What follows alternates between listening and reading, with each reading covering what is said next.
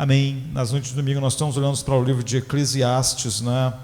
E semana passada eu passei um pouco do capítulo 3 e pulei uma parte famosa. Eu até disse isso lá no meio da nossa meditação, que eu pulei de propósito essa primeira parte.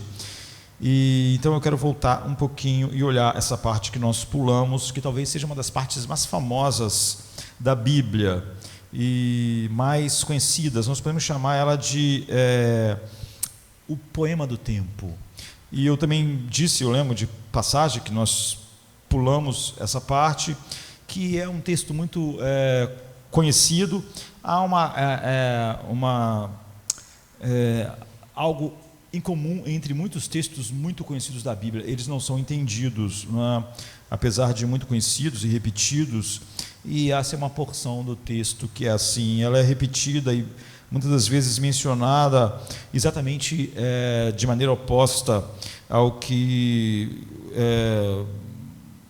o escritor de Eclesiastes, né, está realmente colocando para nós. Diz assim, então, a partir do verso 1 até o verso 15: para tudo há uma ocasião e um tempo para cada propósito debaixo do céu, tempo de nascer e tempo de morrer, tempo de plantar e tempo de arrancar o que se plantou, tempo de matar e tempo de curar, tempo de derrubar e tempo de construir, tempo de chorar e tempo de rir, tempo de prantear e tempo de dançar, tempo de espalhar pedras e tempo de ajuntá-las, tempo de abraçar e tempo de se conter, tempo de procurar e tempo de desistir, tempo de guardar e tempo de lançar fora, tempo de rasgar e tempo de costurar, tempo de calar e tempo de falar, tempo de amar e tempo de odiar, tempo de lutar ou de fazer guerra, né, em algumas versões, e tempo de viver em paz. O que ganha o trabalhador com todo o seu esforço? Tem visto o fardo que Deus impôs aos homens. Ele fez tudo apropriado a seu tempo, também pôs no coração do homem o anseio pela eternidade.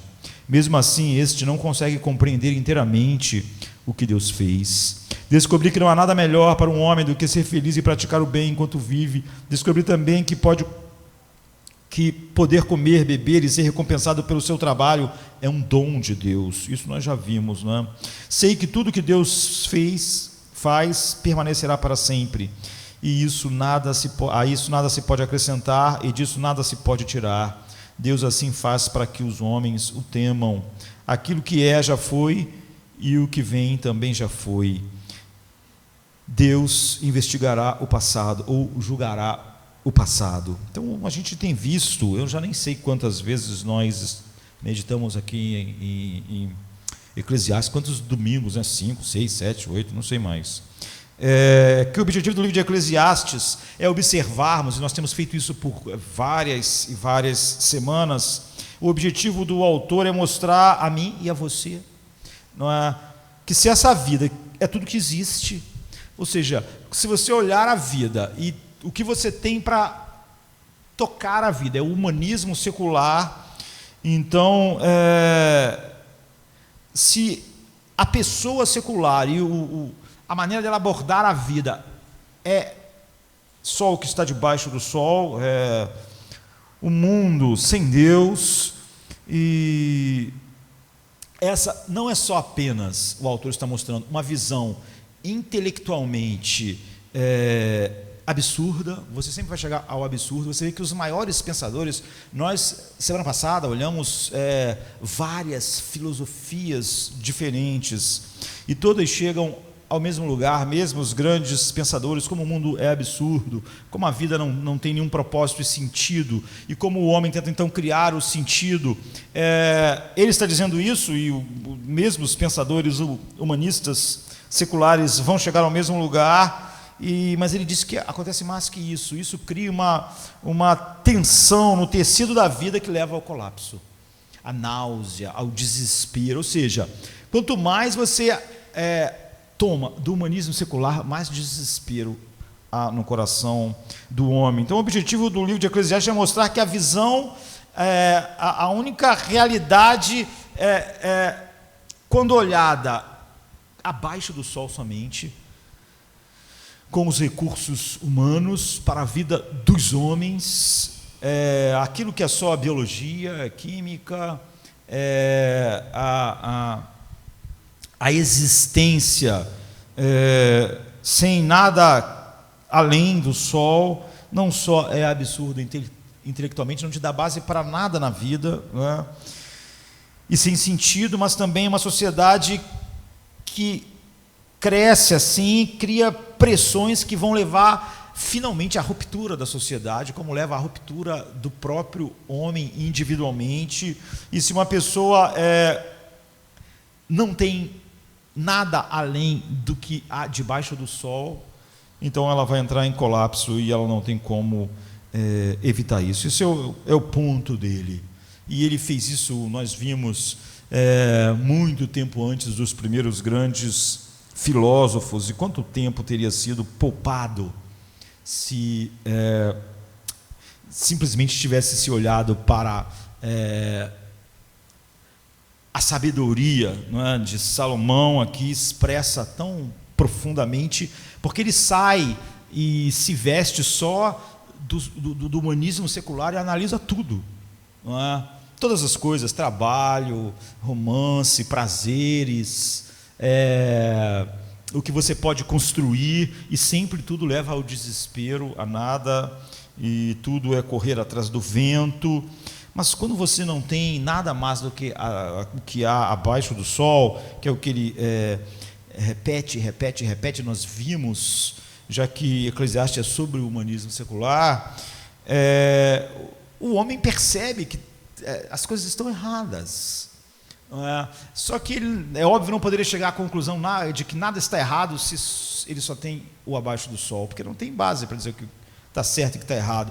Mas o homem vive a realidade dessa tensão. E quando a sociedade está errada e você é humanista secular, você tenta analisar o que está de errado com a sociedade com a sociologia. E é óbvio que, como tudo aquilo que é além do que o humanismo pode tocar é deixado de fora, a sociologia nunca compreende por que a sociedade está errada. Ela tem 1000 ideias de como fazer a sociedade funcionar, mas não funciona. E quando o mundo em geral, o homem em geral, nós percebemos que ele não está certo, as coisas não funcionam, você vai tentar tocar nisso com a antropologia. Mas você nunca consegue chegar à realidade do porquê o homem é assim. E quando as coisas dentro de nós estão erradas, dentro de nós, sociedade, a história, o homem em geral, e quando as coisas estão dentro, nós percebemos que as coisas dentro de nós estão uma bagunça, estão erradas. Então nós tocamos isso com a psicologia. Então sociologia, antropologia, e nada muda. É o que Salomão diz. Ele toca todas as coisas assim, e agora ele está olhando para o tempo. E ele está mostrando que o tempo está ligado a uma profunda frustração.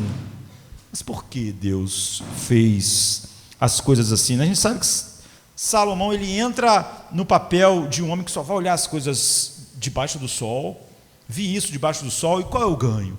Qual é o lucro? Sempre essa é a pergunta. Nós fazemos isso, e qual é o ganho? O que muda?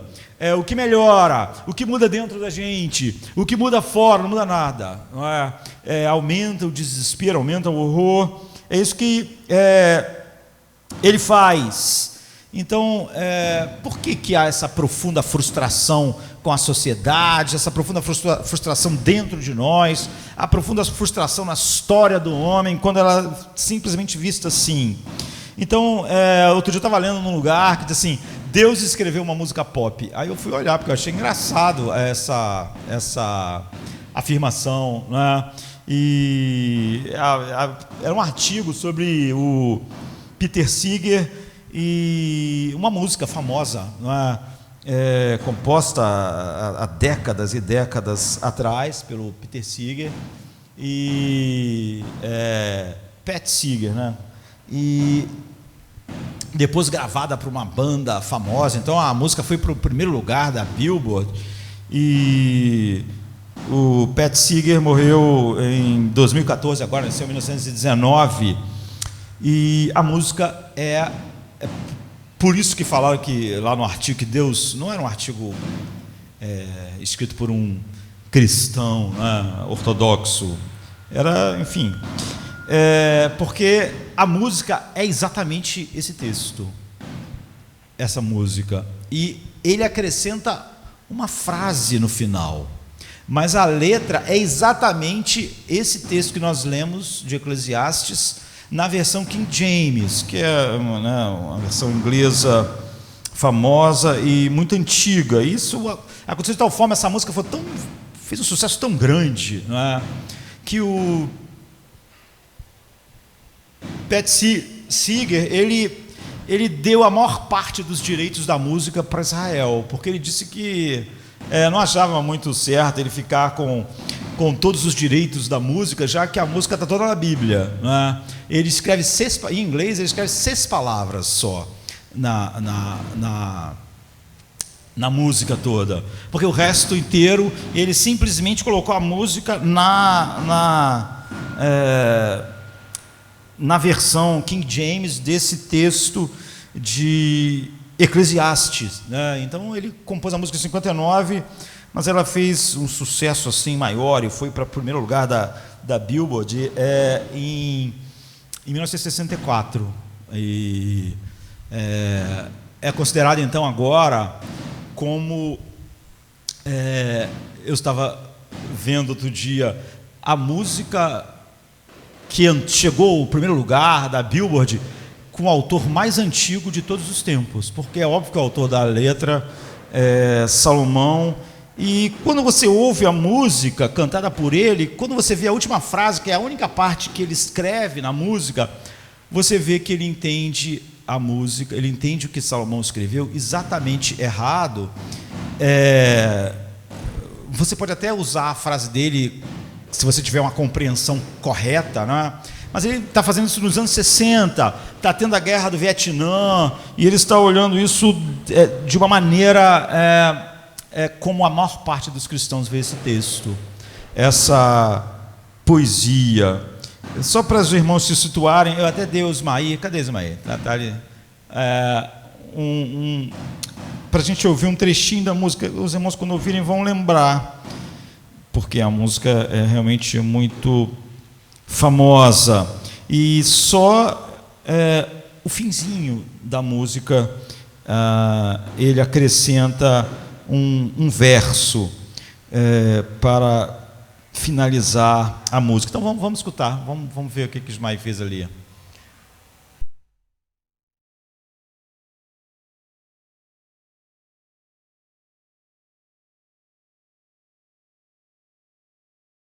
A letra que a gente está ouvindo, eles cantaram exatamente a versão King James desse texto de Eclesiastes. O guitarrista do The Beatles é considerado pela Rolling Stones, não sei como eles medem isso, o melhor guitarrista de todos os tempos, número 95. Né?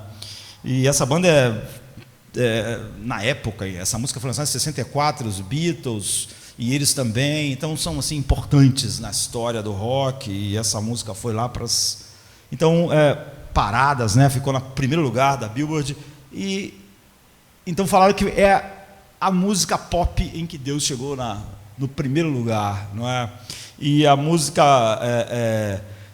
que chegou em primeiro lugar na Billboard, que tem o compositor mais antigo, que é o letrista da música, que é Salomão. Então a música é Turn, Turn, Turn, né? A música, mas ele vai cantando exatamente o texto de Salomão, e ele acrescenta uma frase no final, que é a única frase, em inglês só tem 6 palavras, que é a única frase que o Pete Seeger acrescentou, que é isso: um momento para a paz, eu juro que não é tarde demais. Como eu disse, estava na época da guerra do Vietnã, e é por isso que ele coloca isso. Essa música, eu, por exemplo, vi um seriado que eu gostava muito e chamava Cold Case, Então são casos antigos de assassinatos que não foram resolvidos e uma detetive consegue resolver. E sempre, dependendo do ano em que aconteceu o assassinato que ela está resolvendo, né, que são casos arquivados, no final, assim, sempre o final de Cold Case é meio apoteótico, né? E sempre tem uma música, a música sempre é única, assim, em cada seriado. E no assassinato que aconteceu em 64, encerra com essa música. Essa música toca no filme Forrest Gump, na América. Enfim, é uma música super gravada.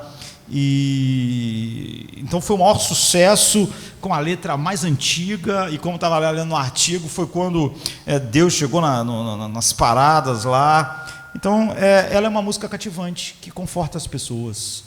E é por isso que as pessoas gostam disso, elas sentem um certo conforto, porque o que está sendo entendido quando ele canta a música é que, por pior que as coisas sejam, bons tempos estão vindo.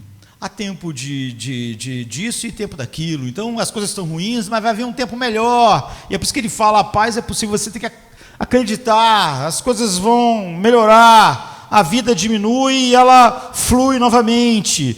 E se eu estou numa estação ruim, não os bons tempos estão chegando. Então esse texto, você vê que mesmo aí na música, ela é algo reconfortante.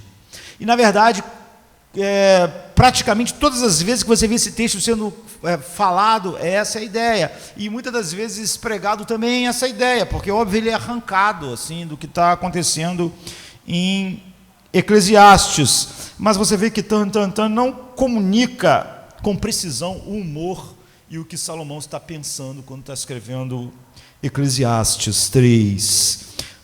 Existe uma música chamada Time, do Ruth e Blowfish, que é outra banda de rock mais recente, né, 90 e poucos, e ela não é igual à música do The Byrds, que exatamente está cantando o que a Bíblia diz. A gente até podia cantar, né, a música tirava a última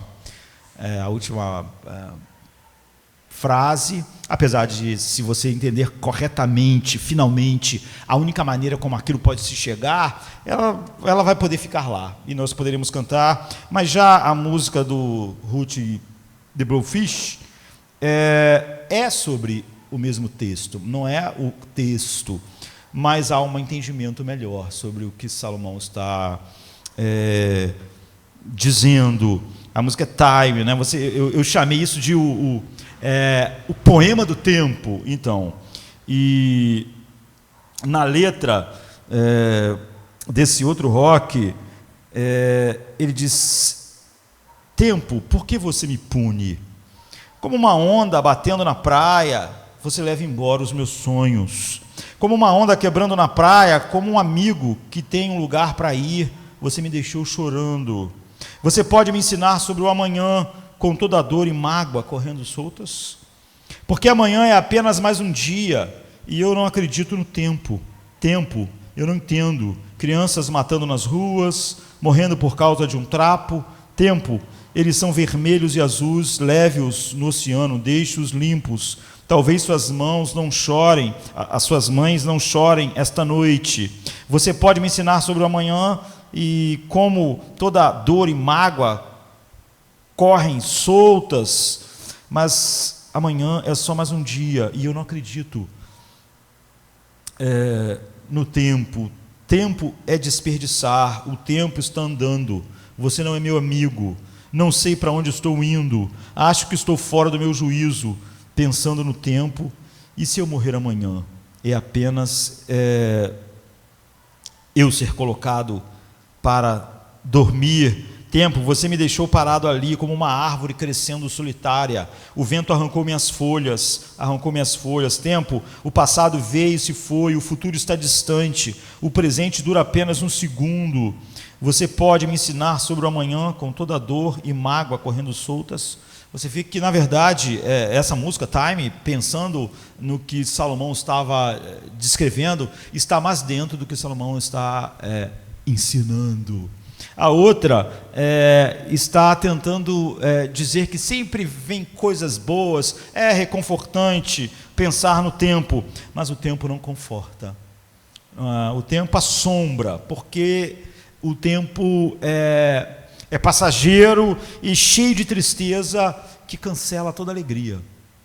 É sobre isso que o texto está dizendo. Ao assistir a areia, eu diria, cair pela ampulheta, não é? Que é o tempo, você está vendo sua vida acabar. Não é? Você está vendo todas as coisas que o humanismo secular pode tocar, pensar, se esvaindo. Não é? Há um hino famoso de Isaac Watts, que nasceu em 1674 e morreu em 1748, talvez um dos maiores compositores cristãos, quase 800 hinos, muitos famosos nós cantamos até hoje. E há um hino dele chamado Nosso Deus, Nossa Ajuda no Passado, que tem um verso assim: o tempo, como uma corrente sempre rolando, leva a todos os seus filhos. Então nós sentimos essa tensão e presságio sobre as nossas vidas a respeito de como o tempo não para. E isso nos é revelado na frase que nós estamos ouvindo: para onde foi o tempo? Para onde o tempo nos leva? A gente sempre está pensando, não há hora suficiente no dia, nós estamos sempre correndo, eu tenho que aproveitar ao máximo o meu tempo, as pessoas dizem, eu tenho que aproveitar a vida, eu tenho que... quando vai chegar a minha hora? Por que as pessoas ficam tão assustadas com a possibilidade de morrer quando elas sempre estiveram a um passo da morte quando estão no mundo? Mas por alguma razão nos últimos meses as pessoas acharam que estavam mais próximos da morte do que estavam no ano passado, quando na verdade todos os anos um número mais ou menos igual de pessoas morrem no mundo, e esse ano não está morrendo mais gente no mundo do que morreu nos outros anos. E é porque a gente não tem um costume de ficar contando mortos, não é? E a gente não passa todo dia vendo quantas pessoas morreram no mundo e quantas pessoas morrem por minuto. Nós simplesmente deixamos isso de lado e por alguma razão nos últimos meses, né, a gente sabe qual, e isso fica sendo falado para nós a respeito de só um pequeno número das mortes que estão acontecendo no mundo nesse instante. Então a gente está sempre pensando os homens em aproveitar o tempo, aproveitar a juventude, aproveitar a vida, e quanto mais você chega na idade adulta, mais parece que o tempo se move mais rápido, apesar de que você sabe que ele não se move mais rápido, e você começa a querer desfrutar uma estação sem ter uma certeza muito grande da próxima estação, mas não importa o que você está sentindo hoje, não importa se algo é muito bom, o tempo não diminui para você aproveitar. E a velocidade para você aproveitar qualquer coisa continua na mesma toada. O tempo não pode ser diminuído ou desacelerado para você aproveitar algo bom que está acontecendo. E há essa percepção, quanto mais velho você fica, simplesmente de que um ano passa mais rápido do que os anos anteriores, por causa dos presságios. E os jovens, os mais jovens, eles às vezes reclamam pela lentidão do tempo, né? Porque ele não pode esperar mais tempo pela liberdade que ele quer, ou ele não pode esperar mais tempo para tirar a carteira de motorista, ou para terminar os seus estudos, ou sair pela vida por conta própria, né? E a verdade é que o tempo frustra todo mundo. E por quê? O que a gente deve fazer a respeito disso? Quando a gente olha para a palavra de Deus em Eclesiastes 3, de 1 a 15, como a gente viu, a gente olha para essa resposta. Salomão está dizendo o seguinte: se esse mundo amaldiçoado, ou se esse mundo debaixo do sol, se a vida como ela é debaixo do sol, é tudo que existe, então o tempo não tem sentido. Você vê, ele já disse que nada tem sentido, tudo leva ao desespero. Mas agora ele pegou o tempo, e isso, como eu disse, é o poema do tempo. Se o humanismo secular é a única maneira de tocar a vida, você não tem bases intelectuais para as coisas, você tem que se enganar se você quiser evitar um pouco do desespero final. Não é? Você tem que justificar algo com uma coisa que, quando você olha tudo junto, não faz nenhum sentido. E Eclesiastes 3, de 1 a 9, Salomão está ensinando que se esse mundo, se você olhar a vida só debaixo do sol, o tempo não faz nenhum sentido. E ele só vai, ao olhar a vida assim, você pode tocar ele com a antropologia, com a sociologia, com o que você quiser do humanismo secular. O medo, o desespero e a falta de sentido vão aumentar. E todas as nossas ações nessa vida são fúteis, se essa vida debaixo do sol é tudo que existe. A gente faz coisas que não importam e depois nós morremos. A gente faz coisas que não tem nenhum propósito, nenhum sentido, e depois a gente morre. A gente sente coisas que não são nada, a não ser algumas reações químicas aleatórias, o humanismo secular. E nessa realidade, nada em que você busca significado e nada do que você recorre para se distrair das duras realidades da vida, que às vezes você não consegue, com tanta força, fingir que não estão lá. Por exemplo, existe uma quantidade enorme de vírus que matam. Você só pensou muito em vírus nos últimos meses porque fizeram de um jeito que você não conseguiu não pensar. Mas essa realidade está lá o tempo todo. Então, nada em que você recorre para se distrair da dura realidade da vida vai te livrar disso. E nada funciona, nada em seu coração, em sua mente, em seu mundo, em nosso mundo, debaixo do sol, fará sentido se você só tem isso mesmo. Então o prazer nunca vai satisfazer os teus anseios, nunca vai chegar aquela quantidade de prazer que você diz: satisfeita, minha alma está satisfeita, minha alma está em paz, minha alma tem descanso. Você nunca vai ter a quantidade de sabedoria que vai te dar isso. Você nunca vai ter o trabalho certo, a profissão ou o reconhecimento que vai te dar a identidade, a tranquilidade, as capacidades para enfrentar isso, nem muito dinheiro, nem sucesso. Tudo isso a gente já viu, Salomão foi tratando, nem qualquer coisa em que você gasta tempo e energia nessa vida. Então o propósito de Salomão é expor a tolice de uma vida sem Deus. Ele está dizendo, nada é mais tolo, desesperador e rompe a alma do que uma vida só debaixo do sol. É verdade intelectualmente, e isso nós vemos como todos os grandes pensadores podem chegar a esse desespero final, mas Salomão quer nos levar adiante, é óbvio. E ele quer expor essa tolice para mostrar como todas as coisas podem ser desfrutadas apenas como um dom de Deus para os propósitos de Deus. E o ponto final do Espírito em inspirar Eclesiastes é nos ensinar que tudo não tem nenhum sentido a menos que você tenha Jesus. Eu disse quando comecei a pregar, sei lá quantos sermões atrás, que Eclesiastes não quer dar as respostas, ele quer fazer todas as perguntas. Você tem a resposta, por exemplo, em todo o restante da Bíblia, por exemplo, no final de Romanos 11, em que Paulo diz: porque dele, por ele e para ele são todas as coisas, glória seja lá. É isso que Salomão está dizendo. Ele está dizendo: tire Cristo de qualquer uma dessas coisas e elas só vão gerar desespero. Não importa qual se você vai tocar o mundo com que arte da mente humana possa engendrar. Então, sob o céu, fora disso, tudo é fútil. E isso, os grandes pensadores podem chegar à conclusão, às vezes não tem nenhuma solução. Não é? E então, mais uma vez, Salomão limita as suas observações a este mundo presente, debaixo do sol. Em Eclesiastes 3:1, ele afirma que para tudo há uma ocasião e um tempo, para todas as atividades sobre o céu, uma ocasião e uma estação, um período de tempo em que certas atividades ocorrem. Por que ele está fazendo esse poema? Por exemplo, o inverno é o período para a neve, o gelo, a friagem, às vezes abaixo de zero, enfim. E assim o texto declara que há um tempo, uma estação determinada para cada atividade. Como as estações do ano fazem o ser humano ter que se ajeitar, não é, para a agricultura, já que ele vai usar essa metáfora bastante em Eclesiastes. O tempo de semear não é quando eu quero, não é quando eu tenho vontade. Há uma estação própria de você semear, para você colher, e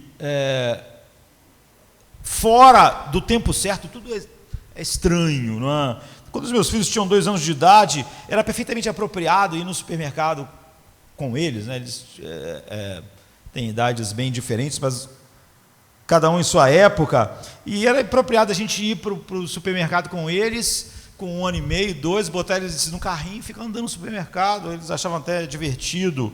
Mas se meu filho tem 17 anos, como o Tomás tem agora, e ele está fazendo a mesma coisa, então há um grande problema, não é?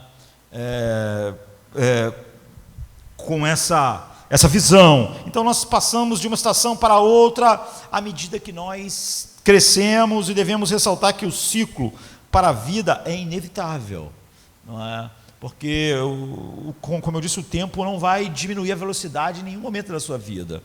E quando você estava no ensino médio e você viu o teu pai trabalhando, às vezes acordando de manhã cedo e trabalhando de 9 às 5 no escritório ou em qualquer outro trabalho, às vezes você viu o teu pai de terno, e você talvez conversando com um amigo dissesse: eu nunca vou viver a vida assim como meu pai vive. Uma tensão, uma correria o tempo todo, um trabalho de 9 às 5, 6, com um intervalo de terno, mas 20 anos depois, o que acontece? Você se senta na hora do almoço, no seu trabalho, das 9 às 5, e você pode falar com seu amigo: como é que nós chegamos aqui? Como é que hoje eu estou exatamente no mesmo lugar que meu pai estava, e quando eu estava no ensino médio eu dizia que nunca ia viver a vida dessa forma?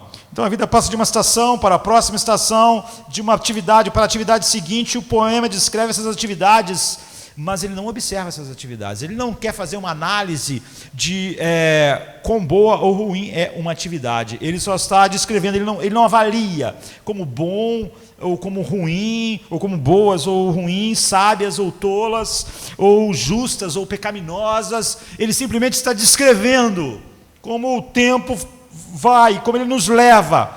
Então cada um pode ser apropriado, cada uma dessas coisas, mas não é a preocupação de Salomão dizer se é apropriado ou se não é apropriado. Ele apenas descreve as estações da vida, não é? As estações na vida de todos nós. E ele não prescreve o que você deve fazer nessas estações da vida. Ele só está descrevendo. Ele não diz como capturar as coisas positivas da lista. Essa lista que ele está dando, ele não está falando assim: olha, agarre essa parte positiva, rejeite a negativa. Ele não está falando sobre isso. O poema do tempo nos ensina a sabedoria semelhante aos provérbios? Não.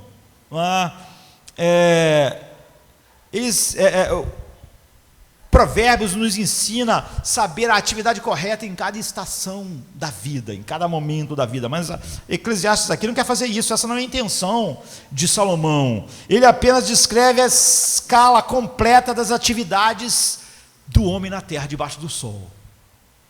E ele se move através de 14 pares opostos. Ele combina opostos, e isso é um dispositivo poético conhecido como merismo, que não apenas faz declarações sobre os dois extremos, mas também tudo o que há entre eles. Então, por exemplo, um merismo bíblico comum é falar sobre o céu e a terra, não falando simplesmente sobre o espaço físico, mas significa toda a criação. Para dizer assim, o céu e a terra vão se prostrar, tudo que é no céu, na terra e debaixo da terra, está simplesmente dizendo que tudo que foi criado vai se prostrar. Então, assim, aqui no poema de Salomão, esses 14 pares opostos se destinam a pintar uma imagem para nós, e uma imagem completa da realidade da vida na terra, debaixo do sol apenas. Ele está se despindo de um homem que tem uma visão de Deus, e está olhando a vida como um homem extremamente inteligente, sábio sobre tudo, mas apenas vendo a vida sem Deus. E o quadro é da natureza impermanente, imortal da vida. O poema apresenta, então, toda a gama de experiências humanas que a gente poderia colocar. É incrível, não é? Todas as experiências humanas e naturais: nascimento, trabalho, amor, guerra, paz e morte. Então há um tempo para dar a luz e um tempo para morrer. 3:2. Estes são, eu diria, os suportes para o livro que é a nossa vida, né, sob o sol. Se tudo que existe é sob o sol, então tudo que existe está entre o nosso nascimento e a nossa morte. E não há como você extrair nenhum significado final se isso é toda a realidade. Mas é o que ele está colocando aqui. Então essa afirmação é um lembrete da fragilidade da vida e lembra o ciclo interminável das gerações do 1:14, que ele diz assim: tenho visto tudo que é feito debaixo do sol, tudo é inútil, é correr atrás do vento. Então uma geração morre, depois outra geração vem, achando que vai fazer uma grande coisa, uma grande diferença, e também ela morre também, não muda nada. Mas aí outra geração vem, e outra morre, vem a seguinte, e a morte é generalizada no mundo pós-Gênesis 3. Apesar de algumas pessoas realmente acharem que, por exemplo, nossa geração está tendo uma pandemia, então todos vão morrer. Então, isso vai acontecer com todas as gerações. Cada geração tem uma taxa de mortalidade de 100%. E é isso que ele está dizendo. E como Gênesis 5 aponta, sempre existem novas gerações e elas vão morrer também. Nós não sabemos como vai ser a próxima geração, nós só sabemos uma coisa da próxima geração: vai morrer todo mundo. Vai morrer todo mundo. Essa geração está morrendo e a próxima geração vai morrer. E é isso que ele está dizendo. Às vezes as pessoas olham para Eclesiastes 3 em busca de conforto. Na maior parte das vezes que você vê os cristãos olhar para Eclesiastes 3, eles estão buscando conforto, como a música do The Beards, e elas pensam: a morte é apenas parte do ciclo da vida, há tempo de nascer e tempo de morrer. E tenta achar um conforto nisso. Isso é verdade, entre aspas, depois da queda. Não é? A ideia de que a morte é uma coisa natural é uma coisa totalmente desconectada com a realidade. Não é? Deus criou a vida e a morte é um inimigo que nos lembra que nós vivemos num mundo amaldiçoado, debaixo da maldição de Deus. A Bíblia fala da morte como o último inimigo a ser vencido, destronado. Foi vencido, mas está operando, e ele é o último a parar. Então não apenas a vida humana termina, mas também tudo que vive, plantas, animais. E então ele diz que é um tempo de plantar e um tempo de colher, no versículo 2.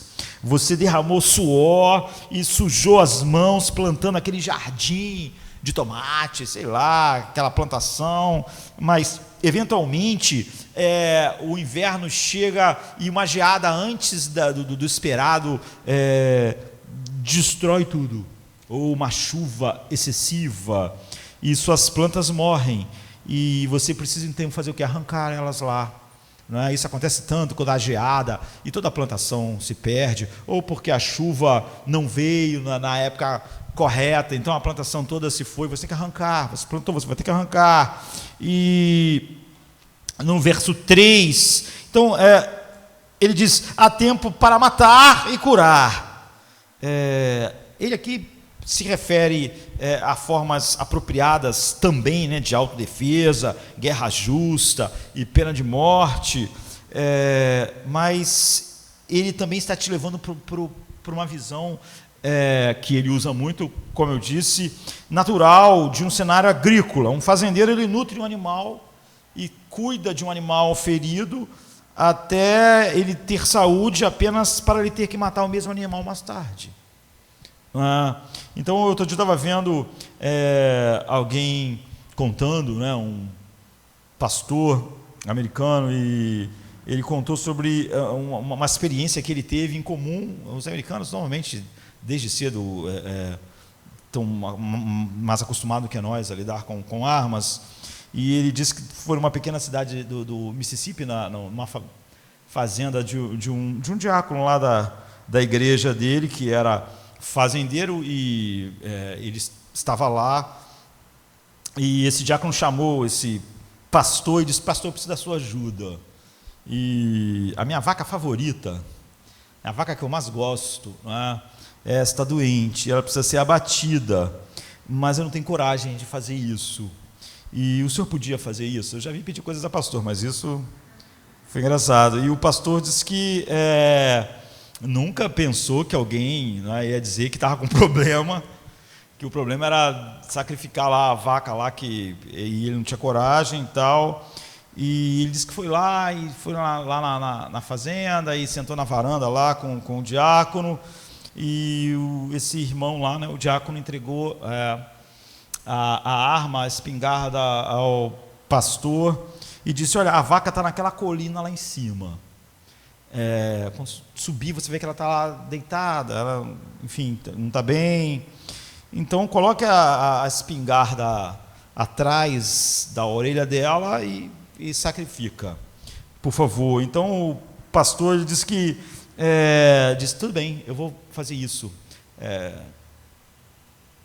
Como eu disse, ele estava acostumado a lidar com armas, e ele disse que subiu a colina e a vaca estava lá deitada no chão, e ele colocou a espingarda atrás da orelha da vaca e deu um tiro. E ele disse que quando ele deu um tiro, a vaca pulou e começou a pular. Não é? Ele nunca tinha matado uma vaca, né? E então ele teve que dar outro tiro, não é? E o diácono lá da varanda começou a escutar esse monte de tiros, né? E depois de um tempo assim, o pastor desceu a colina e disse, quando ele estava chegando lá na varanda da fazenda, o diácono falou assim: que confusão foi essa? Que comoção foi essa? Que tanto tiro foi esse? E disse que o pastor disse para ele assim: olha, essa vaca não estava tão doente como você achava, né? Essa vaca estava mais saudável do que você me levou a acreditar que ela estava. E disse que esse diácono, né, que era fazendeiro, disse: isso faz parte do ciclo da vida. O animal que você cura, às vezes precisa ser abatido. Então, é isso que Salomão está falando, não é? Você cuida, você cura e você mata. Então, lembre-se que essas são descrições da realidade. Ele não está dizendo o que você deve fazer e o que você não deve fazer, está dizendo como é a vida debaixo do sol. E o argumento da mensagem não é: eu preciso matar alguém de uma maneira justa, há uma hora que você tem que matar alguém, ou há uma hora que você tem que matar alguma coisa. Ele não está dando uma lista de coisas que você tem que fazer. E as pessoas às vezes ouvem todo tipo de coisa, né? Ao ouvir pregadores, ouvem coisas que não estão lá na mensagem. Então, Eclesiastes não é uma lista do que eu devo fazer, o que eu não devo fazer, é uma descrição de como a vida vai, e como há tempo para curar e matar, e há também tempo de fazer o oposto do que você se empenhou tanto antes para fazer, e que uma coisa elimina a outra. E as casas das gerações anteriores, por exemplo, onde as pessoas despejaram seus corações, seus esforços, trabalharam anos, eles constroem suas casas, aquilo, enfim, mas elas acabam sendo demolidas para dar lugar a outras casas. Matheus estava mostrando uma foto esses dias, linda, assim, de Ipanema, mas só tinha casas. Parecia uma praia deserta, cheia de casas grandes, bonitas, não tem nenhuma semelhança com o que o bairro é hoje. Então, aquelas casas daquela foto, de um século atrás, uns 90 anos atrás, foram construídas com esforço. Eram casas onde as pessoas depositaram, às vezes, uma vida de trabalho para construir aquela casa, aquelas coisas, elas não existem mais. Todo aquele bairro foi derrubado, deu lugar a outra coisa. Acabaram condenadas para liberar espaço. Aquilo que era tão precioso para alguém, para outra pessoa era só um troço, estava ocupando espaço. E nós precisávamos do espaço, então aquilo foi derrubado. Então há um tempo para construir, há um tempo de derrubar tudo, ele diz. Você vê, ele não está prescrevendo, ele está dizendo o que acontece. Lá estava o bairro de Ipanema, com todas aquelas casas, só tinha casas, todas casas grandes, interessantes, mas não existe mais aquelas casas. E no versículo 4 ele diz, há um tempo para chorar e rir, e um tempo para lamentar e dançar. Então nós vivemos num mundo amaldiçoado, um mundo debaixo do sol, cheio de casamentos e funerais. E você se casa, e então você dança na recepção, se alegra quando alguém engravida, e dando início à família, e depois você descobre que abortou, ou você começa uma história e daqui a pouco alguém da família morre, não é? Essa é a vida debaixo do sol. Davi dançou diante do Senhor com grande alegria quando a arca chegou a Jerusalém, 1 Crônicas 15, 29, e você vê ele chorando profundamente em 2 Samuel 12, 15, quando o seu filho morreu. Então há momentos de alegria e, eu diria, leviandade, entre aspas, de entretenimento, e há momentos de profunda dor. E há um tempo de espalhar pedras, ele diz, e um tempo de ajuntar pedras. Tempo de abraçar e tempo de se conter, é o que está em Eclesiastes 3:5.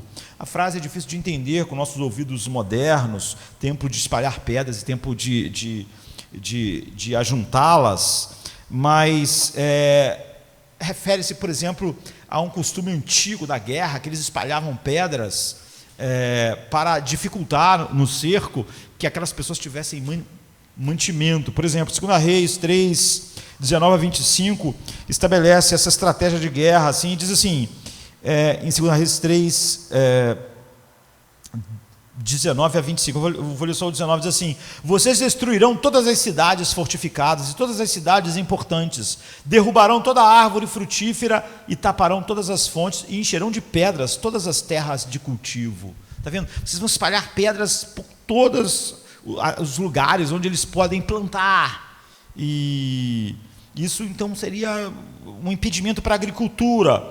Isaías 55, verso 2, fala como quando alguém vai plantar uma vinha, que é o que ele vai dizer, como as pedras têm que ser tiradas. Você vê, alguém põe pedras, outra pessoa tira, e há também tempo para abraçar e tempo de abster-se de abraçar. Então há momentos que você cumprimenta amigos com um abraço, e há um momento que amizades são rompidas.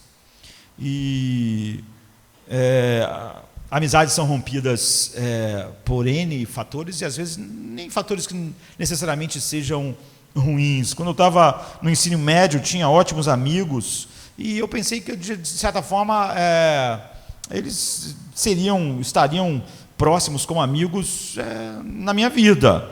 Mas meu pai certa vez disse para mim, olha, a maioria das pessoas não permanecem próximas das pessoas que elas conhecem no ensino médio. E é verdade. Ele estava certo, aquelas amizades, elas não continuam, você se muda para lugares diferentes, a sua vida, você arruma um emprego, a sua vida vai tomando rumos diferentes, e aquelas pessoas que pareciam ser grandes amigos nunca mais vão se ver, ou se verem, quando se verem, já parecem ser estranhos. E há também amizades que são destruídas por N coisas, e há tempo de procurar, ele diz, e tempo de desistir de procurar, e tempo de guardar e tempo de lançar fora. Então, quando você perde algo, parece às vezes difícil encontrar, não é? E chega um momento em que você precisa desistir da busca.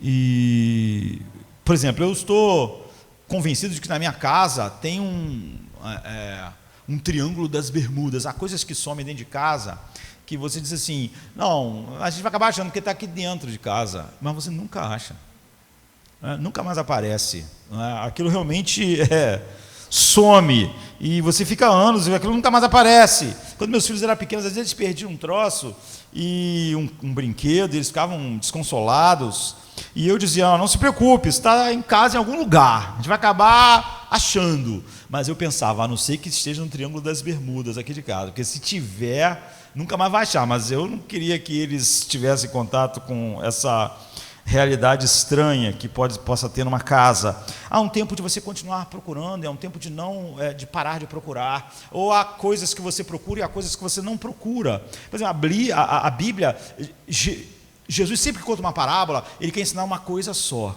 um aspecto, e você vê que sempre há lógica ali. Por exemplo, quando Jesus está falando a maneira como Deus se relaciona conosco, ele fala que uma mulher perdeu uma moeda. Então o que ela fez? Ela varreu a casa, ela procurou até achar. Maravilha. Uma moeda foi perdida, mas você vê, a moeda mesmo, ela não fez algo para estar perdida e nem pode fazer nada para ser achada. Então é óbvio que a história que Jesus está contando quer mostrar um ponto importante. Quando ele fala da ovelha, a ovelha vai embora, a ovelha se perde, na verdade. Então o que o pastor faz? O pastor vai atrás da ovelha, porque a ovelha não se perdeu porque quis, ela não falou assim, vou embora. Não quero mais ficar aqui. A ovelha não fez isso, a ovelha ela se perde no caminho, ela não estava querendo se perder, ela quer ficar junto com o rebanho, mas aconteceu alguma coisa que a separou do rebanho, alguma coisa contrário ao que a ovelha quer, é ficar ali. Então o que o pastor faz? O pastor vai buscar a ovelha, porque a ovelha, no meio de algum acontecimento do rebanho, se perdeu. Mas Jesus conta a parábola do filho pródigo. O filho pródigo vai embora porque ele quis. Não é agora uma ovelha que se perdeu porque não quis, porque no meio do caminho aconteceu alguma coisa. Ele quer ir embora. O pai não vai atrás dele. O pai não vai procurá-lo. O pai não vai buscar ele. O pai espera ele voltar. Não é? Na parábola. Por quê? Porque agora a parábola está colocando uma pessoa que deliberadamente foi embora. Falou para o pai que não queria mais viver sobre a autoridade, a comunhão com ele. Então o pai, apesar de você ver o pai totalmente disposto a receber o filho, não é como a ovelha que se perdeu sem querer. Ela não queria se perder do rebanho, mas aconteceu uma coisa, um animal atacou, ou ela distraída bebendo enquanto o rebanho foi andando, ela ficou lá e depois ela quer voltar para casa, mas ela não sabe. A ovelha não é igual cachorro, não é igual gato esperto, né? Que você pode botar longe da casa, ele vai cheirando, vai até chegar em casa. A ovelha não é assim, ela se perdeu, ela não queria perder. A coisa que a ovelha mais quer é chegar em casa, mas ela não tem a menor condição de chegar em casa, ela está perdida, ela é uma ovelha perdida. O filho pródigo, apesar de estar perdido, você vê, a metáfora agora é de um homem que quis ir embora. Então o pai está ali, está em casa, ele vai acolher o filho quando o filho voltar.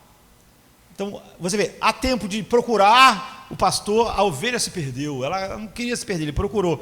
E há o tempo de não procurar. O pai, o filho quis ir embora, quis a sua parte, eu vou embora, eu vou viver a minha vida, e tal, foi embora. O pai não vai atrás do filho. Mas ele disse para o filho mais velho, quando o filho volta, o teu filho estava perdido, o teu irmão estava perdido.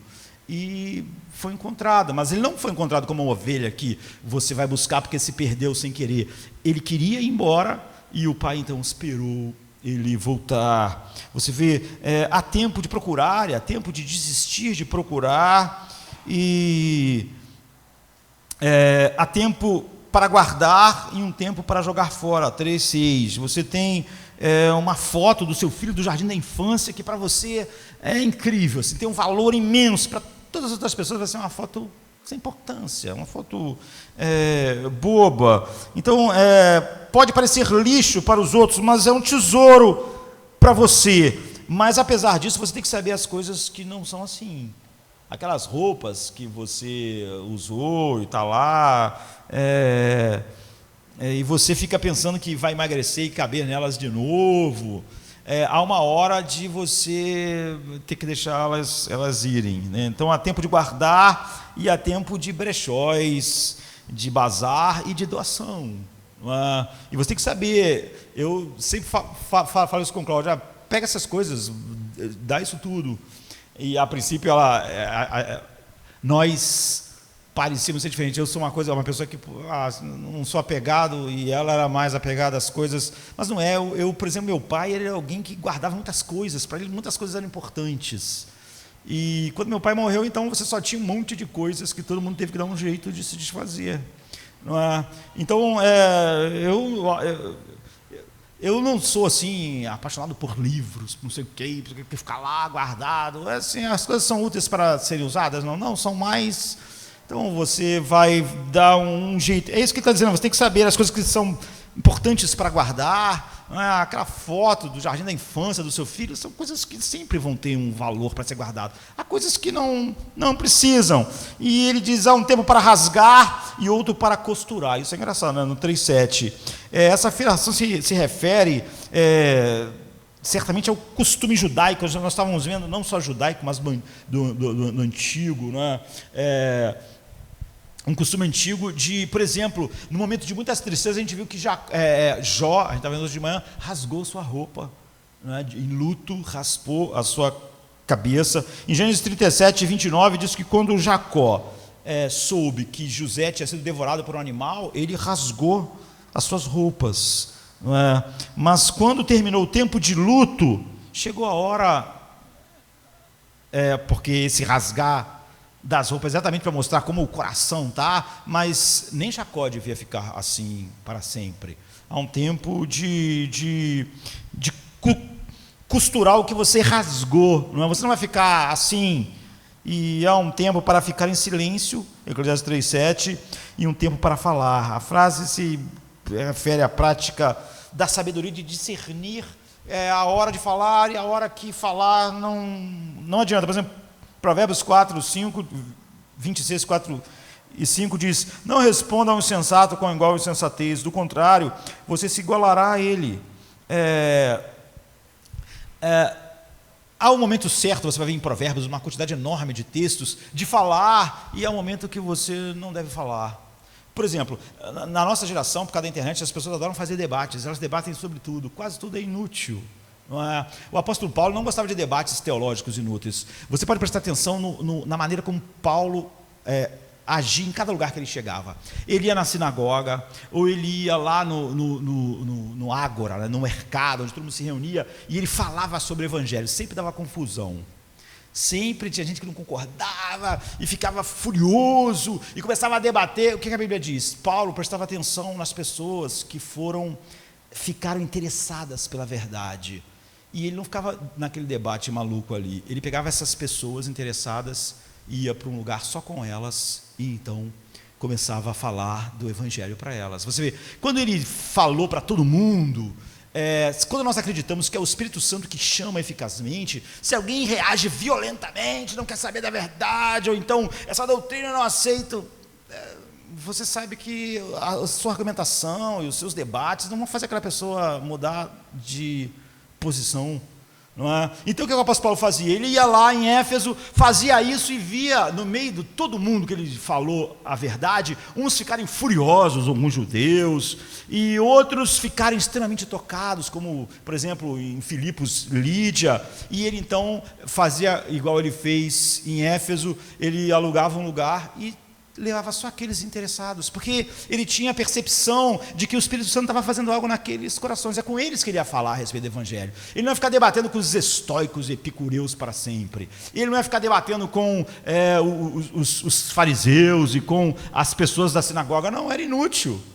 Ele não ia ficar. Ele sabia a hora de falar e a hora de se calar, e falar com aqueles que realmente estavam com seus ouvidos e corações preparados pelo Espírito. Então, Provérbios fala muito sobre isso, sobre você confrontar o tolo e às vezes você se abster, você percebe que não vai adiantar nada, não é? Que é algo inútil. Então há um tempo para confrontar as pessoas e há um tempo para ficar em silêncio, esperando. É o que o apóstolo Paulo fazia. Não quer dizer que aquelas pessoas que reagiram violentamente contra Paulo, que ele deixava e levava só os interessados, não quer dizer que aquela pessoa nunca vai ser, porque durante muito tempo o apóstolo Paulo era alguém assim, que se alguém falasse de Jesus para ele, ele bufava ódio.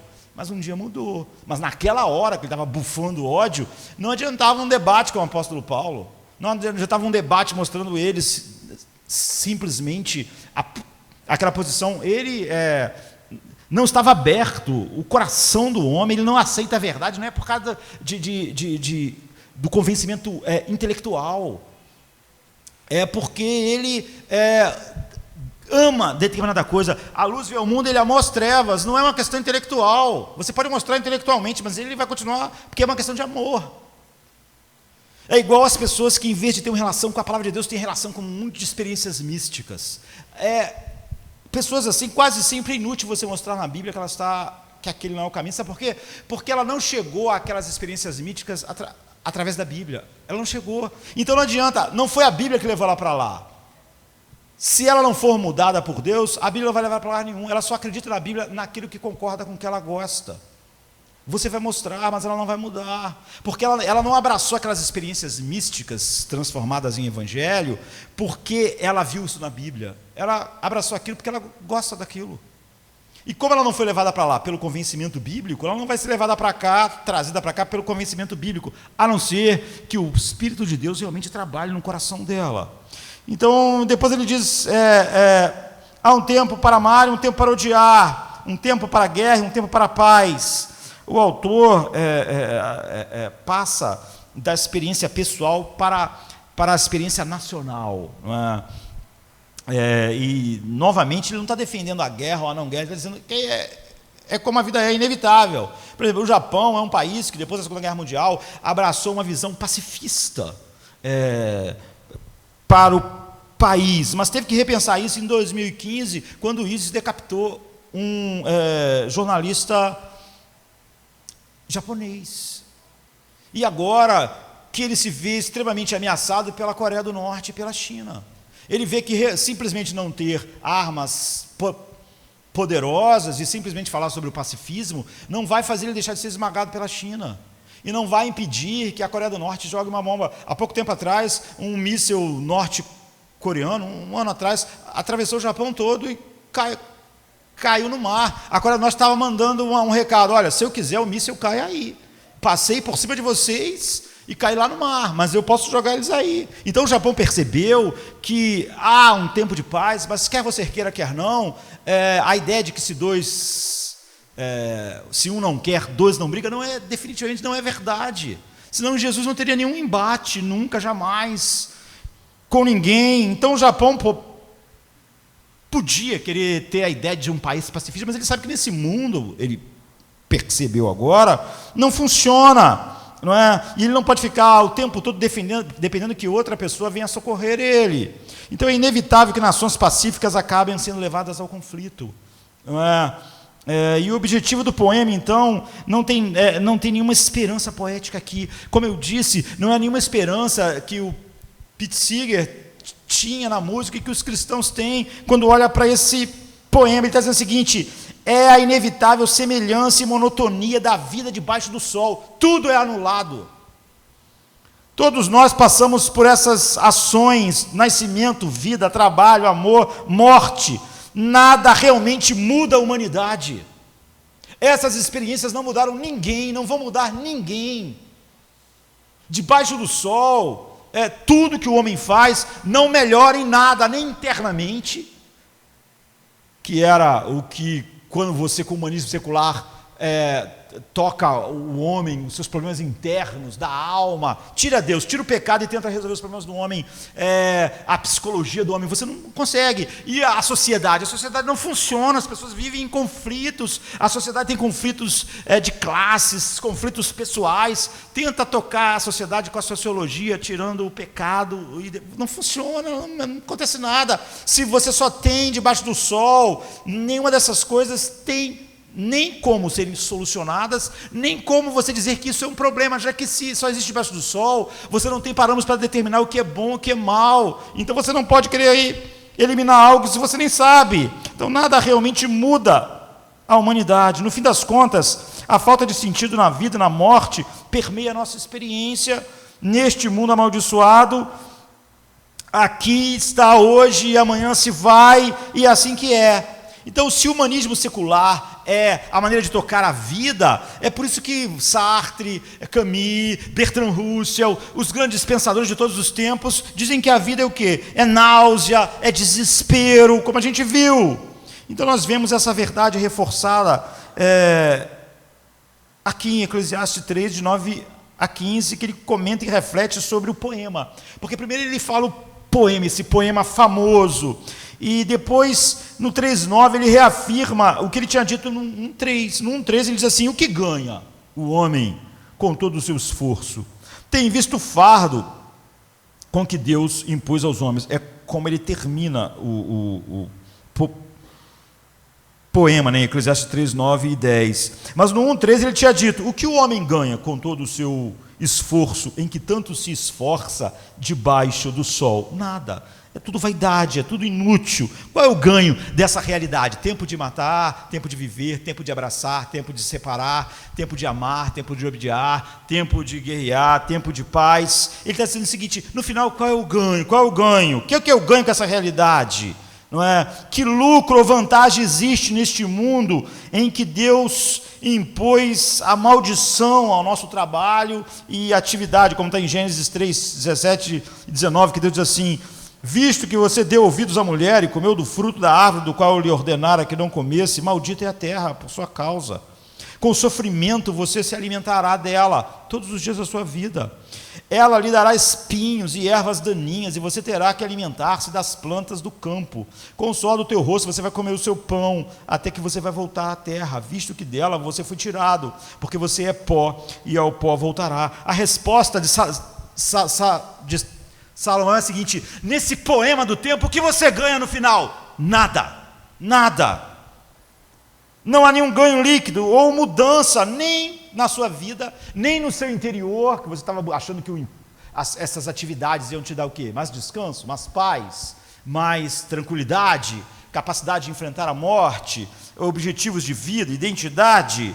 Não há nenhum ganho líquido, ele diz, ou uma mudança nesses plantios e colhe, e guerra, e paz, e juntar, e separar. Há apenas mais trabalho a fazer, mais pratos para lavar, mais guerras para lutar, sem paz duradoura, e tudo isso acaba na morte. Eu já disse que uma escritora famosa diz: olha, a luta da minha vida é contra o pó. É o pó, a poeira. Eu luto a vida inteira contra a poeira. Eu limpo a sala, eu limpo o quarto, eu limpo a casa. No outro dia eu tenho que varrer a casa de novo e limpo tudo. Se eu ficar um dia sem limpar a casa, a poeira cai em tudo. Eu luto. E eu sei que eu vou lutar com a poeira a vida inteira, e no final a poeira vai ganhar e eu vou ser enterrada debaixo de um monte de poeira. Ou seja, é uma luta perdida. É o que ele está dizendo. O que você ganha? O poema de Eclesiastes, né? Ecoando Eclesiastes 1:3, ecoa a natureza com seus ciclos intermináveis sem você ganhar nada. Você não vai estar mais satisfeito no final da vida. Você achava que a próxima fase da vida ia te dar satisfação. Eu sou estudante, mas quando eu tiver meu trabalho, eu sou novo, mas quando eu tiver mais velho, quando eu tiver a minha casa, quando eu tiver isso e aquilo, mas a cada coisa não dá nada. E agora Salomão faz o mesmo ponto sobre a atividade humana, sendo ambas as realidades definidas por Deus. Então o poema é só para revelar o absurdo da vida, porque cada atividade cancela a outra atividade. Então existem 14 vantagens e 14 desvantagens no poema de Salomão do tempo. Por isso que eu falei que aquela outra banda capturou isso. E quando você pega todas as 14 vantagens com as 14 desvantagens, a tua soma é zero. É isso que ele estava querendo. É isso que ele diz no livro todo. Não há nenhum ganho. É inútil, é correr atrás do vento, é o que a vida é. Todo nascimento termina em morte. Toda colheita, tudo que é plantado precisa ser arrancado. Todo edifício acaba sendo derrubado. Por mais você pode deixar ele incrível, ele acaba sendo derrubado para dar lugar a outro. Toda celebração acaba num funeral. Cada casamento, cada aniversário vai acabar num funeral. Todas as celebrações onde você dançou vai acabar num funeral. Toda paz dá lugar à guerra. O que ele está dizendo é o seguinte: a soma da vida é zero, não há ganhos. Eu estava vendo alguém dizer, e estava mostrando, né? Você tem canal que mostra tudo, né? E a pessoa estava contando como é um programa a respeito de animais. Ele disse que o pai dele não gostava muito de animais domésticos, mas então eles convenceram e o pai, e eles acabaram tendo um cachorro, uma cachorra, né? Da raça dinamarquês, chamada Samantha, um cachorro grande, né? E ele disse que era uma cachorra maravilhosa, e o pai acabou gostando da cachorra, mas aquela cachorra era meio assim, igual uma cachorra que eu tenho, a Pérola. Ela sempre está com um problema, né? Ela não é igual aos outros. A gente tem um monte de cachorro, né? Uns que vivem uma vida mais tranquila, mas a Pérola sempre, coitada, sempre está acontecendo alguma coisa com ela. E ele disse que é isso que aconteceu com essa cachorra, que ela teve perto da morte várias vezes. E ele disse que ela tinha mania de comer pano, e comer gases e atadura. E ela teve que ser operada umas 3 vezes, porque essas coisas que ela comia entupia lá o intestino. E ela teve que ser operada 3 vezes, quase morrendo, porque comeu essas coisas. E ele disse que um dia eles tinham que sair de férias, e então ela ficou num canil, não é? Enquanto eles iam estar fora do estado, e ela pegou uma pneumonia grave lá, e ela teve que ficar num sistema lá onde o cachorro recebe oxigênio para poder sobreviver, e foi uma luta enorme. E ele disse que o pai dele tinha jurado que, mesmo que ele tivesse um animal, ele nunca gastaria muito dinheiro, mas ele disse que o pai dele acabou gastando milhares de dólares com aquela cachorra, não é? Com a saúde dela. Mas ela acabou tendo um grave problema que deixou ela totalmente paralisada. E é uma cachorra grande, eles não tinham, era impossível ela continuar. Ela teria que ser levada pelos pais para fora para poder fazer necessidade, e aquela era uma coisa progressiva. E por fim os médicos disseram que a única coisa que podia ser feita era realmente sacrificar a Samantha. E ele disse: meu pai gastou milhares de dólares para manter aquela cachorra viva, não é? A Samantha viva. Ele gastou muito dinheiro várias vezes, e no entanto não é? Salvou a vida dela tantas vezes, e ela teve que ser sacrificada, não é? E a vida então é um grande não positivo. Nós buscamos significado em todas as coisas, em todas as atividades, e ficamos frustrados em todas elas. Se nós buscamos o significado no casamento, no trabalho, no que a gente faz, no ministério, em qualquer coisa, simplesmente aqui, tudo acaba em frustração. O que ele diz é que existem 14 coisas que são anuladas pelas outras 14 coisas. E a soma de tudo que a gente faz debaixo da terra, de tudo que descreve a nossa vida, é zero. É isso que o poema é sombrio, para mostrar o que o tempo, só vivido debaixo do sol, faz conosco. Há tempo de nascer, mas há tempo de morrer. E tudo vai eliminando a outra coisa, e a soma da vida é nada. Por isso que ele diz que é correr atrás do vento. Então você vê, o poema não está tentando te dar esperança, não é? Às vezes as pessoas leem enterros tentando mostrar esperança nesse poema. O poema está mostrando o oposto, não é? E por quê? Porque o Espírito Santo nos dá um poema assim, como esse poema do tempo de Salomão. Por que ele está nos mostrando que tudo na vida vai ser frustração? Não importa, não importa. Pegue todas as partes da vida, as partes dos seus relacionamentos, das suas atividades, das suas conquistas. o livro de Eclesiastes está dizendo, a soma vai ser 0. Você acha que isso vai somar? Não vai somar. Você acha que isso vai te ajudar? Não vai te ajudar. Você acha que isso vai te dar paz? Não vai te ajudar. É por isso que os filósofos chegam à conclusão de que a vida é náusea e desespero. Salomão está falando a mesma coisa, porque ele está olhando como um humanista secular olha a vida. Então, Eclesiastes está fazendo isso para te levar a Cristo. Ele está dizendo, é inútil tocar a vida com o humanismo secular. A soma vai ser sempre essa, o desespero. Você nunca vai chegar em outro lugar. O tempo não está do seu lado. Esse poema não é para te consolar. Tempo de nascer, tempo de morrer. E entre essas duas coisas, todos esses tempos de fazer e desfazer, uma coisa desfazendo a outra, uma coisa desfazendo a outra, até você chegar no final da sua vida com 0, com nada. Você correu atrás do vento. Então ele diz, tenho visto o fardo que Deus impôs aos homens. Ele fez tudo apropriado a seu tempo, também pôs no coração do homem um anseio pela eternidade. Ou seja, Deus colocou no coração do homem um anseio por algo que está além do sol. E como a vida vivida apenas debaixo do sol, ela deixa esse anseio totalmente insatisfeito. É por isso que não adianta tocar a sociedade com a sociologia, a humanidade com a antropologia, porque Deus colocou no coração do homem algo que o mundo inteiro não consegue preencher. Aquilo lá, Deus colocou a eternidade no coração do homem. Deus colocou algo no coração do homem além do sol.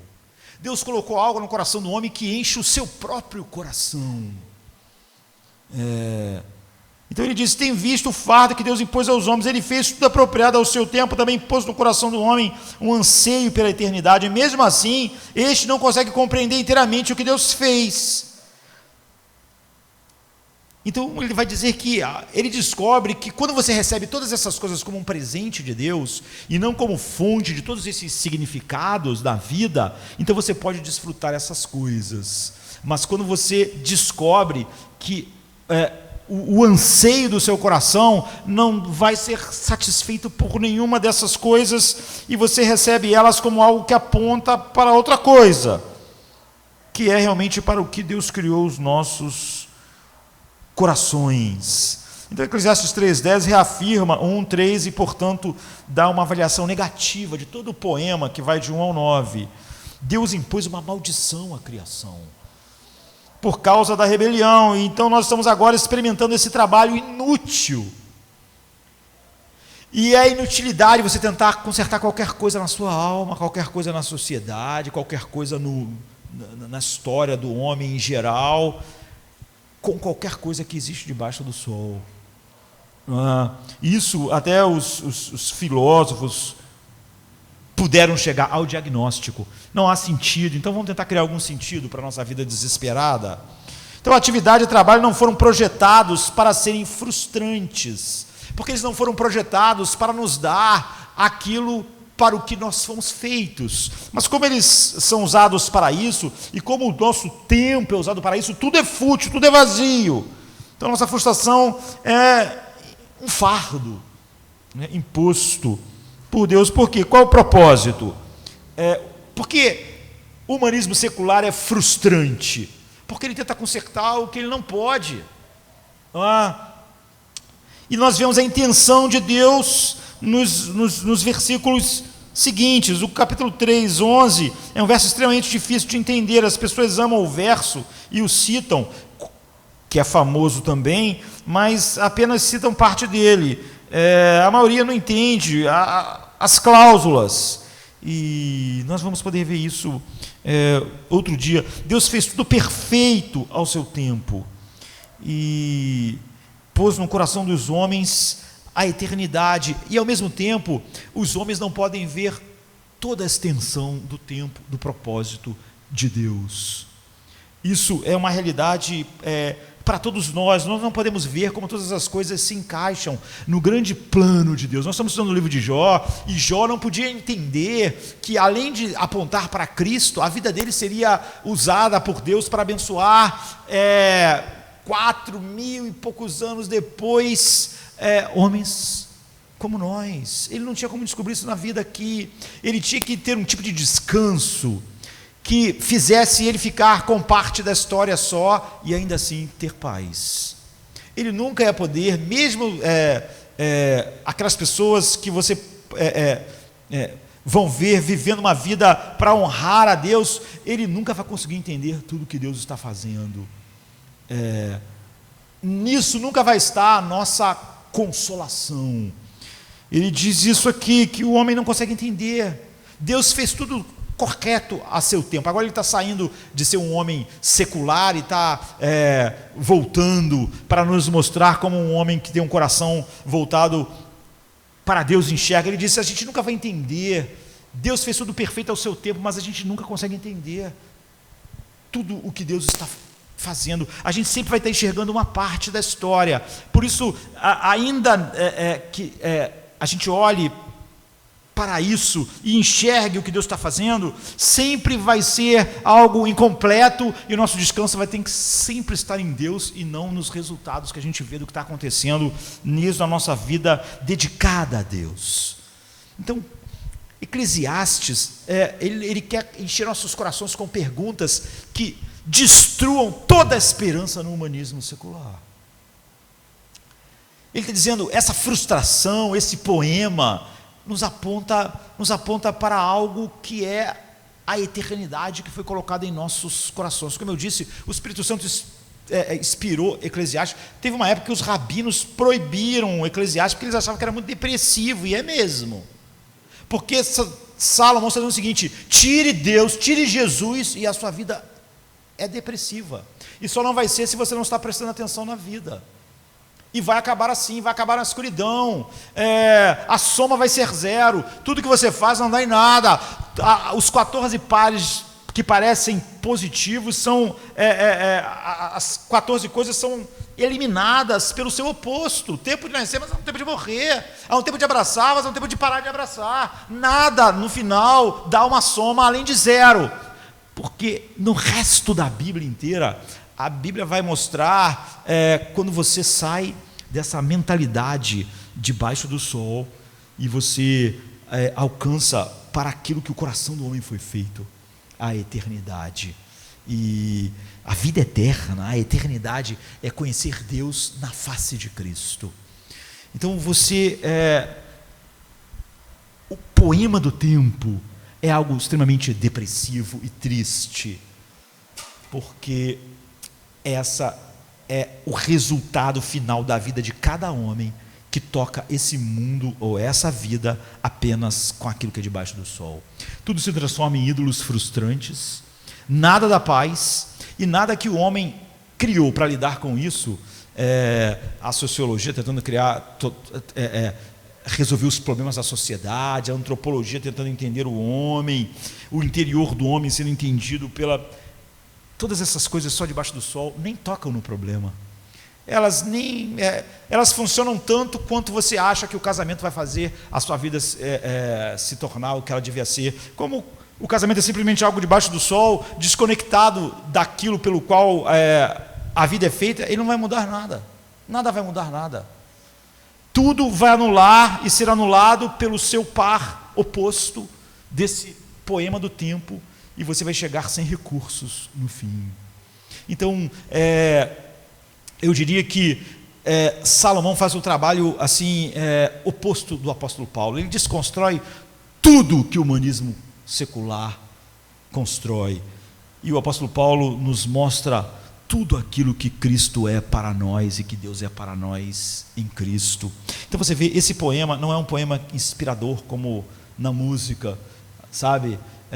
Ou como as pessoas leem, até em momentos festivos ou momentos tristes, para fazer as pessoas se sentirem melhor, que tempos melhores virão. Esse poema, ele está dizendo: a vida é escura, é triste, tudo que você fizer não vai dar em nada. E Deus impôs essa frustração, essa maldição a nós, para apontar para a única coisa que os nossos corações clamam insatisfeitos. Ele pôs a eternidade em nossos corações. Ele pôs o elemento final acima do sol, e nada abaixo vai mudar a nossa vida, nem a sociedade. A tragédia dos nossos dias não é que o mundo vive assim, é que a igreja acreditou que alguma coisa abaixo do sol pode fazer o coração ter qualquer tipo de descanso, e perdeu a visão de que tudo foi feito por Ele, para Ele, e tudo só encontra nele realmente o descanso, que todas essas coisas da luta da vida têm soma zero. Então o poema do tempo, ele não nos deve trazer esperança, ele traz a mais profunda desesperança para nos fazer, o Espírito Santo nos fazer olhar para o único lugar onde realmente nós podemos fugir do ciclo amaldiçoado de todos os homens que nasceram em Adão. Vamos ficar de pé, vamos orar. Come to me, you